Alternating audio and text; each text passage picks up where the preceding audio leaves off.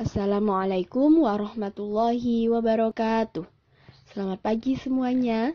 Kembali lagi bersama Bu Fatin. Kita akan melanjutkan di pembelajaran tema 2, menyayangi tumbuhan dan hewan, subtema 4, menyayangi hewan, pembelajaran yang ke-6.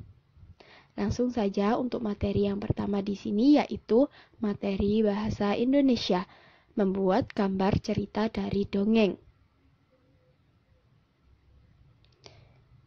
Ingat-ingat kembali langkah-langkah untuk membuat gambar cerita dari dongeng. Kita dapat membuat gambar cerita dari cerita yang kita dengar. Dengarkan dengan seksama cerita tersebut, kemudian catatlah unsur-unsur pada cerita tersebut seperti tokoh, sifat tokoh, latar, alur, dan juga pesan. Selanjutnya, buatlah gambar yang dapat mewakili cerita.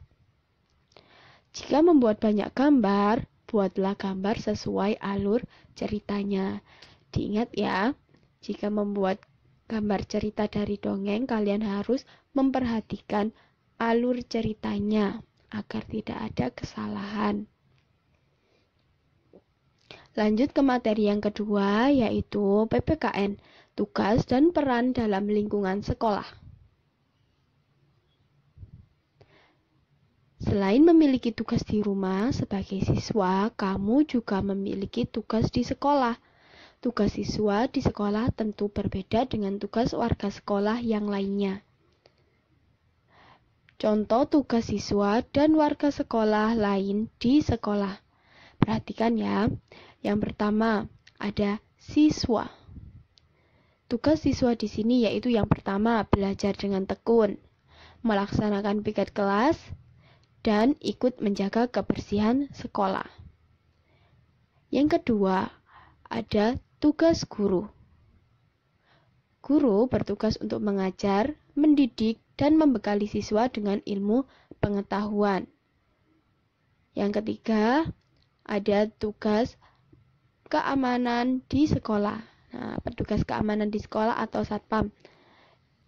Petugas keamanan di sekolah bertugas untuk menjaga keamanan dan ketertiban di lingkungan sekolah.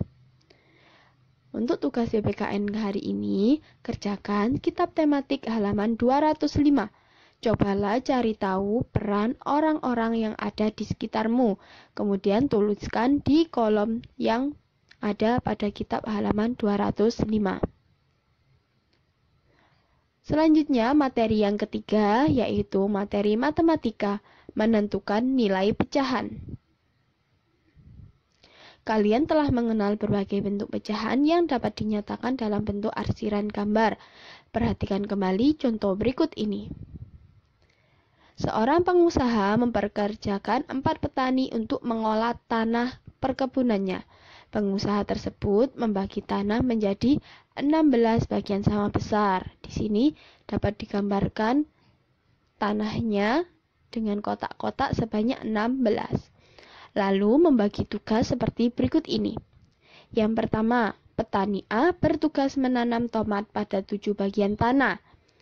Kemudian 7 bagian itu ditandai 1, 2, 3, 4, 5, 6, 7. Ini adalah tanah yang ditanami oleh petani A dengan tomat.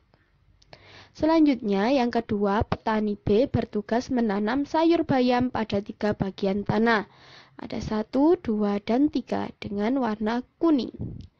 Dan yang ketiga, petani C bertugas menanam cabai pada bagian tanah. Pada 2 bagian tanah. Di sini ada cabai, ada 2.